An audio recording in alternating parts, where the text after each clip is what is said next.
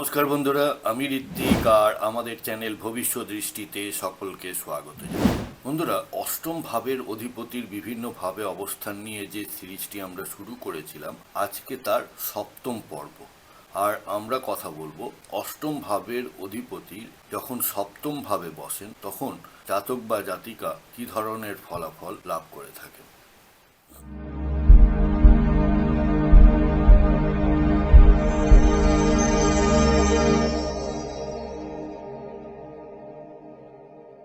বন্ধুরা, আপনারা যারা যারা আমার চ্যানেলটি অলরেডি সাবস্ক্রাইব করেছেন তাদেরকে জানাই আমার অসংখ্য ধন্যবাদ ও কৃতজ্ঞতা। যারা এখনো সাবস্ক্রাইব করেননি তাদের কাছে আমার বিনীত আবেদন, চ্যানেলটি সাবস্ক্রাইব করুন এবং পাশে থাকুন।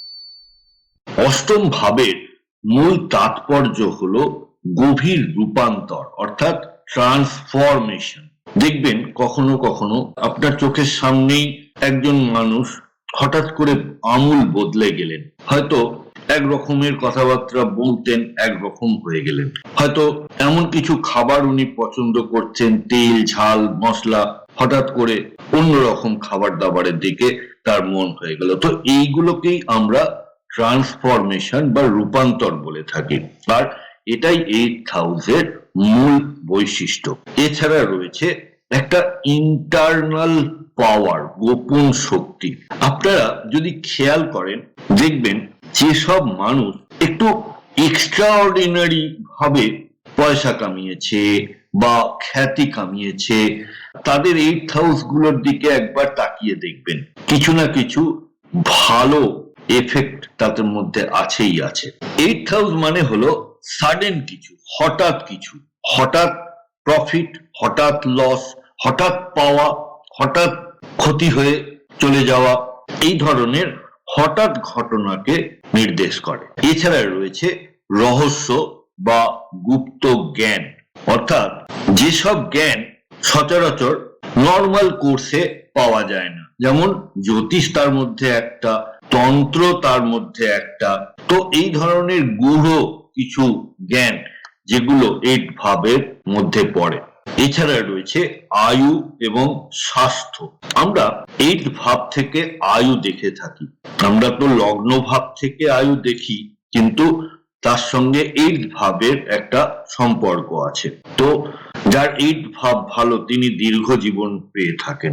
এছাড়া স্বাস্থ্যের দিকেও 8 ভাবের বা অষ্টম ভাবের একটা প্রভাব থেকে যায়। আবার একটা কথা ভালো করে জানবেন যে 8th ভাব হলো সপ্তম ভাবের দ্বিতীয় ভাব। আপনি নিজে হলেন প্রথম ভাব, আর অন্যজন মানে আপনাকে ছাড়া অন্য যে কেউ সে হবে 7th হাউস। তাহলে আপনার পয়সা যদি আপনার সেকেন্ড হাউস থেকে বিচার হয়, তাহলে অন্যজনের পয়সা 8th হাউস থেকে বিচার হবে। সুতরাং 8th হাউস হলো অন্যজনের পয়সা। তাই 8th হাউস ভালো মানে আপনি অন্যের থেকে পয়সা রোজগার করা বা হঠাৎ প্রাপ্তি, অর্থাৎ ইনহেরিটেন্স। ইনহেরিটেন্স অর্থাৎ বাবা মা, কোনো একজন ঠাকুমা আপনার জন্য দেখবেন কোনো পয়সা রেখে গেছেন। হঠাৎ দেখবেন যে আপনার কোনো দূর সম্পর্কের কোনো কাকা বা মামা আপনার জন্য কিছু টাকা পয়সা রেখে গেছেন, বা আপনার শ্বশুর বাড়ি থেকে, বা মানে যে টাকা কোনো কাজ না করে পাওয়া যায় সেই টাকাকে নির্দেশ করে এই অষ্টম ভাব, অর্থাৎ অন্য লোকের পয়সা পড়ে পাওয়া 14 আনা। বন্ধুরা, সপ্তম ভাব বলতে আমরা বুঝি বিবাহ ও দাম্পত্য, ব্যবসায়িক অংশীদার, অর্থাৎ আপনার লাইফ পার্টনার এবং আপনার বিজনেস পার্টনার, জনসমাজে আপনার উপস্থিতি, সম্পর্ক ও সহযোগিতা, জীবনের কিছু গুরুত্বপূর্ণ যুক্তি, আর আপনার ডেইলি ইন্টারাকশন। তাহলে যখন সপ্তম ভাবে অবস্থান করেন তখন বিবাহ ও সম্পর্কগুলো কার্মিক হয়ে যায়। দাম্পত্য জীবনে রূপান্তর ও পরীক্ষার সময় আসে, অর্থাৎ বিভিন্ন সময় বিভিন্ন ধরনের রেজাল্ট আপনারা পাবেন এবং হঠাৎ করে একটা রূপান্তর বা ট্রান্সফরমেশন দেখতে পাওয়া যায়। সঙ্গীর জীবনে অর্থাৎ পার্টনারের জীবনে হঠাৎ পরিবর্তন আসতে পারে। সম্পর্কের মাধ্যমে আধ্যাত্মিক বা মানসিক পরিণতি লাভ করতে পারেন আপনারা। শুভ ফলগুলির মধ্যে সঙ্গীর দ্বারা উন্নতি, যৌথ সম্পদে লাভ, ব্যবসায়িক অংশীদারের মাধ্যমে সাফল্য লাভ করতে দেখা যায়। সম্পর্ক গভীর, রহস্যময় ও আধ্যাত্মিক হয়ে থাকে।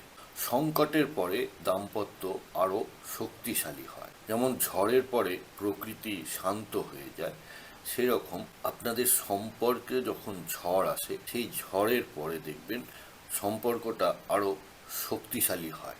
আর অশুভ ফলগুলির মধ্যে রয়েছে দাম্পত্যে ওঠানামা, অর্থাৎ এই ভালো সম্পর্ক তো এই খারাপ, সঙ্গীর স্বাস্থ্য বা কাজের চাপ, ভুল বোঝাবুঝি বা একটা সন্দেহের বাতাবরণ তৈরি হয়। সম্পর্ক ভাঙা বা জোড়া লাগার প্রবণতা দেখতে পাওয়া যায়। আইনি জটিলতায় আপনারা পড়তে পারেন যদি এই সপ্তম ভাবে কোনো অশুভ গ্রহ অবস্থান করে বা দৃষ্টি দেয়। এবার দেখে নিই ব্যবসা ও অংশীদারের দিক থেকে কি ধরনের ফলাফল। অংশীদারি ব্যবসায় সাফল্য, চাপ দুটোই থাকে। যৌথ সম্পদ বৃদ্ধি পায়। অনেক সময় আপনারা ভুল অংশীদার বেছে নিতে পারেন। গবেষণা, স্বাস্থ্য, অকাল্ট সম্পর্কিত কাজে আপনাদের সাফল্য লাভ করতে দেখা যায়। প্রতিকার হিসেবে বলবো যে দাম্পত্যে ধৈর্য ও শান্ত আচরণ বজায় রাখুন। সঙ্গীর প্রতি সহমর্মী হন। নিয়মিত জপ ও ধ্যান এগুলি অভ্যাস করুন। শুক্রবার সাদা বা মিষ্টি দান। আর আইনি বিষয় থেকে একটু সাবধানতা বা এড়িয়ে চলার চেষ্টা করুন।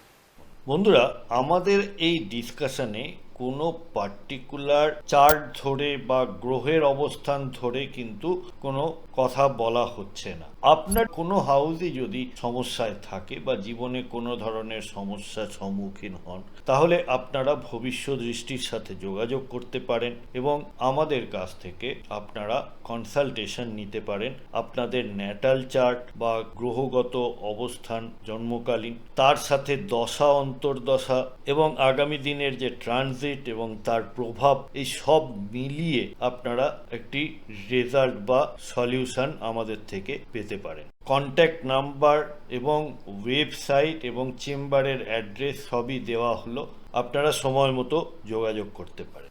তাহলে বন্ধুরা, শেষ করার আগে আর একবার, সঙ্গী ও সম্পর্কের মাধ্যমে গভীর রূপান্তর আসে। কষ্টের পর সাফল্যের পথ তৈরি হয়। ব্যক্তি হয় পরিণত, ধৈর্যশীল এবং আধ্যাত্মিক প্রকৃতির।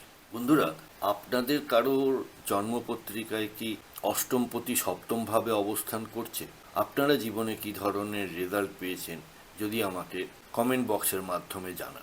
বন্ধুরা, যদি ভিডিওটা আপনাদের ভালো লেগে থাকে তাহলে অবশ্যই লাইক, কমেন্ট, শেয়ার করবেন। সাবস্ক্রাইব না করে থাকলে আবারও আবেদন করছি, সাবস্ক্রাইব করুন। সাথে থাকার জন্য অনেক ধন্যবাদ।